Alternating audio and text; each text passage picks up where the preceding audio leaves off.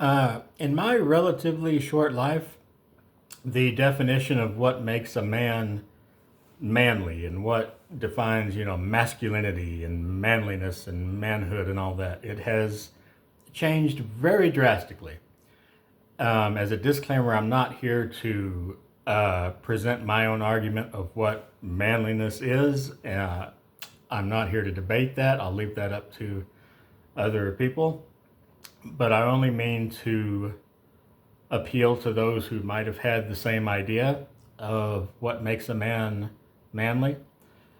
Uh, and it was my understanding that one of the things that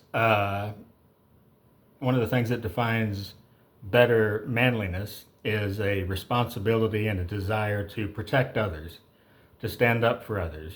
Sort of the guy who stands up for the kid who's being bullied on the schoolyard, or sort of, John Wayne type figures, except without like the racism and spanking women in movies.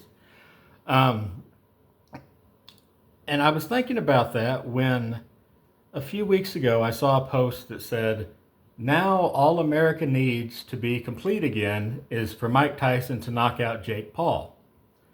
And it occurred to me, why does Mike Tyson get a pass, although he's a convicted rapist?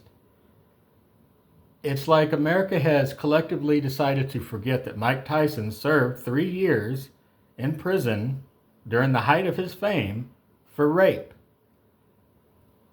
People still go nuts when he makes a cameo in a movie. I mean, everybody loved when he sang "In the Air Tonight" in The Hangover. Um, and he's just made millions of dollars with this fight, as I understand it, with Jake Paul. And, Bill Cosby and Danny Masterson, Kevin Spacey, they're probably not going to have career resurgences.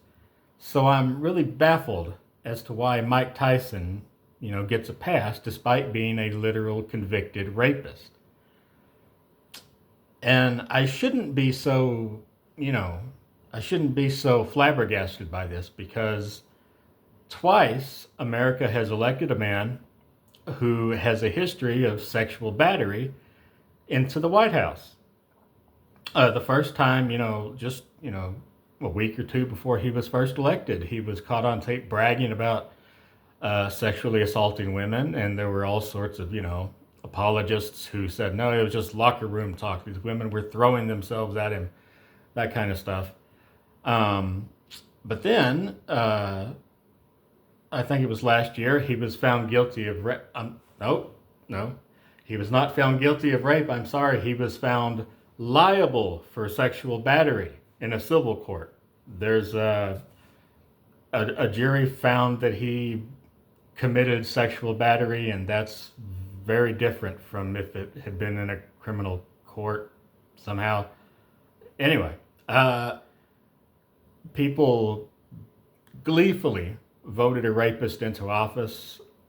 And I'm sure again there were, he was railroaded, it was a witch hunt, it was a bunch of lies, it was a conspiracy, all those sorts of things.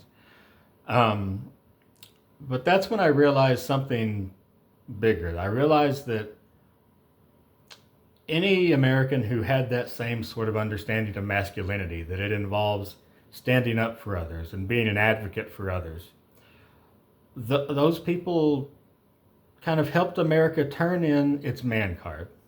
We've all heard the man card thing. Like if you're a man and you wear Crocs, turn in your man card. Or if you're a man and you cried during Steel Magnolias, turn in your man card. All that kind of bollocks.